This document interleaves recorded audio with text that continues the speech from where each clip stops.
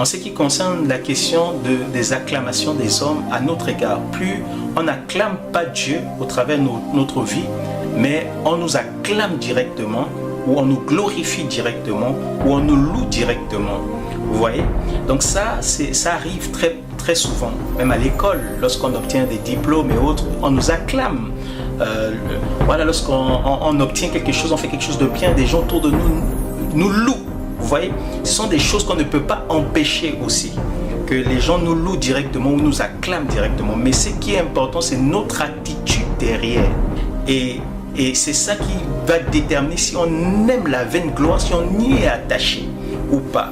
Et si on est un serviteur de Dieu, c'est ce sujet-là, le fait des acclamations des hommes, les louanges des hommes, ça peut amener beaucoup de combats. Ça peut amener des énormes combats, même ça peut faire qu'on te traite en ennemi. Parce que quoi?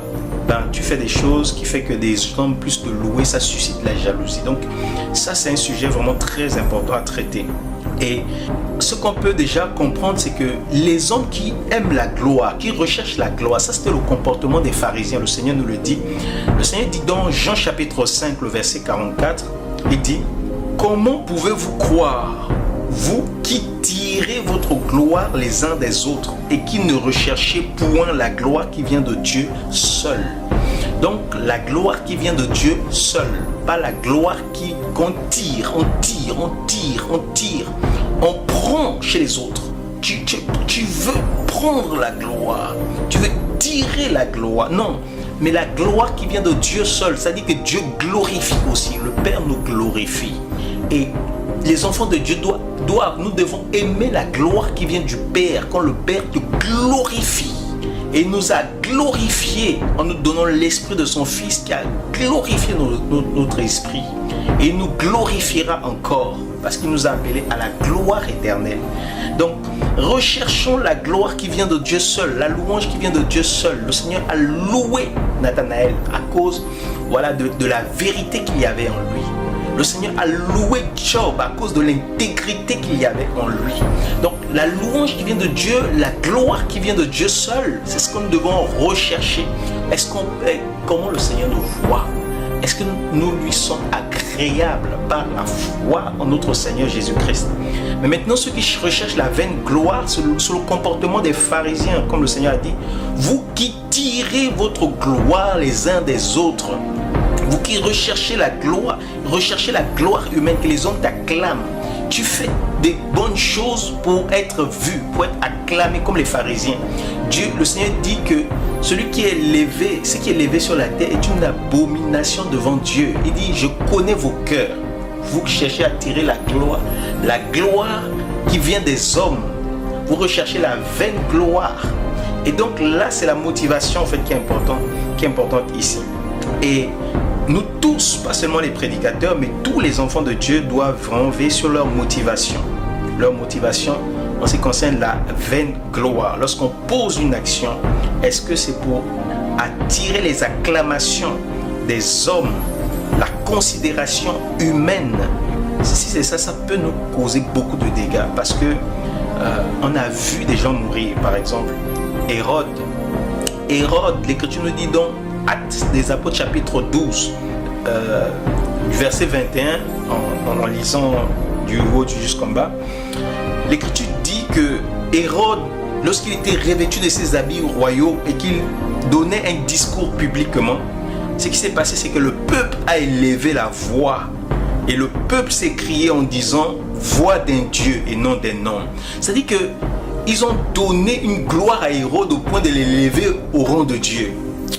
Mais l'Écriture dit que aussitôt le Seigneur justement a envoyé un ange pour frapper Hérode. Pourquoi? Parce qu'il n'a pas donné gloire à Dieu. Donc les hommes peuvent te louer.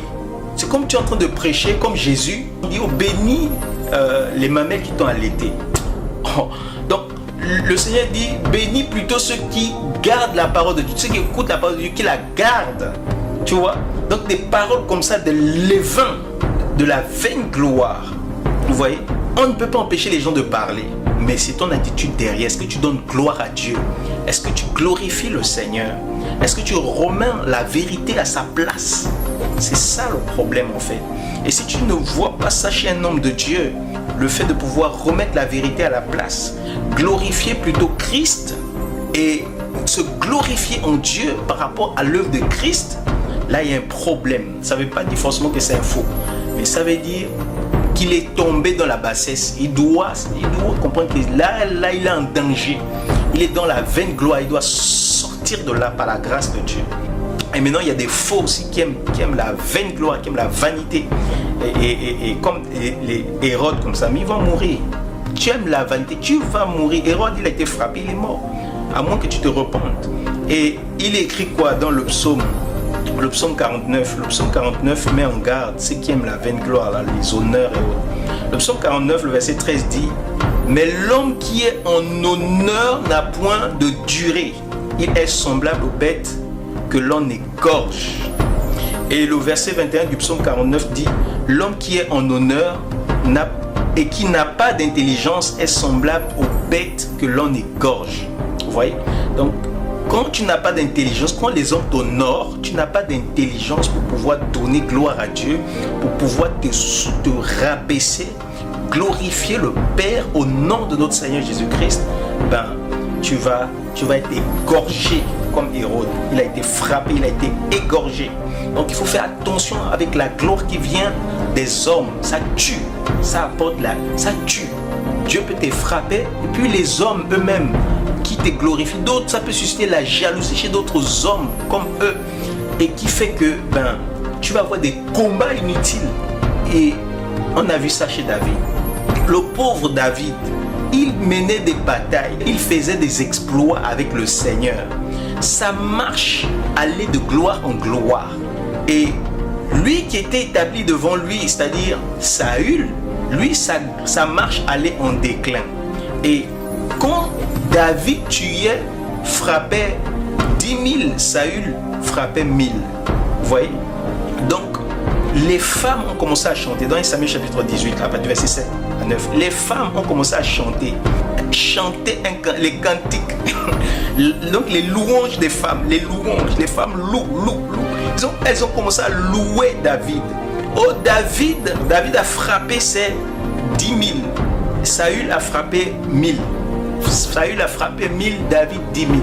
Et quand Saül, autant pour moi, a entendu ces cantiques des femmes, la jalousie a saisi son cœur. Il a voulu maintenant tuer David. Il a regardé David d'un mauvais œil pour le tuer parce qu'il a dit celui-là, il est en train de monter, il risque de prendre la royauté. Il ne lui reste plus que le trône, s'il va prendre la royauté. Vous voyez, la jalousie, et David a souffert à cause de ça. Parce que la grâce de Dieu était sur sa vie. Les hommes ont commencé à le glorifier, à le louer. Vous voyez? Donc nous devons regarder le modèle des apôtres, le modèle du Seigneur Jésus. Comment ils ont fait pour vaincre cela? Parce qu'ils ont vécu cela aussi. On peut le lire maintenant dans Jean chapitre 6, le verset 14 à 15. Il est ainsi écrit, Jean 6, 14, 15. Ces gens, ayant vu le miracle que Jésus avait fait, disaient: celui-ci est vraiment le prophète qui doit venir dans le monde. Verset 15. Jésus, sachant qu'il allait venir l'enlever pour le faire roi, se retira de nouveau sur la montagne, lui seul. Donc, le Seigneur a fait des miracles terribles. Il a même multiplié le pain, les poissons, mais les hommes ont voulu l'enlever pour l'établir roi. Le Seigneur a vu, il a anticipé, il a dit non, là, ce n'est pas mon temps. Je dois me retirer. Je dois fuir dans le lieu secret avec le Père, lui donner gloire et rejeter la gloire des hommes, la vanité. Donc, il faut aussi avoir le discernement pour éviter de tomber dans la vaine gloire. On peut le voir encore avec Pierre chez Corneille. Comment Pierre a rejeté la vaine gloire lorsqu'il allait dans Actes des Apôtres chapitre 10 chez Corneille. Corneille, dès qu'il rentre dans la maison, dans Acte 10, Corneille se prosterne devant lui. On pouvait dire que oh, Corneille est en train d'honorer sa grâce, il honore la grâce qu'il y a dans sa vie. Non, là il est en train de se prosterner devant Pierre. Pierre a dit, relève-toi, je suis aussi un homme comme toi. Je suis un homme, relève-toi, relève-toi. Vous voyez? Donc les apôtres ont amené les gens à se relever, à ne pas les laisser les adorer, se prosterner devant eux, sous prétexte de la grâce qu'il y a dans leur vie. Attention, on ne se prosterne pas devant un homme sous prétexte de la grâce qu'il y a dans sa vie. On fait très attention. Et on peut le voir encore avec Paul et Barnabas, dans Actes des Apôtres, lorsque le Seigneur a, par les mains de Paul, a fait un miracle. Et après, les gens en fait ont commencé à les louer, à les élever même au rang des divinités, des faux dieux. Donc, les apôtres, qu'est-ce qu'ils ont fait? Ils ont déchiré leurs vêtements. C'est-à-dire qu'on donne la gloire à Dieu. On n'est rien, on est les hommes. Regardez, nous sommes des hommes comme vous. Nous sommes des hommes comme vous. Ils ont rejeté la vaine gloire pour éviter d'être frappés par Dieu, pour éviter d'être, d'être sous le jugement du Seigneur. Donc, faisons vraiment attention. Et si vous êtes dans une assemblée, les questions qui nous ont été parvenues, vous trouvez dans une assemblée où vous voyez ça, ne participez pas à ces œuvres. Ne participez pas aux œuvres infructueuses des ténèbres. Au contraire, condamnez-les, dit la parole du Seigneur.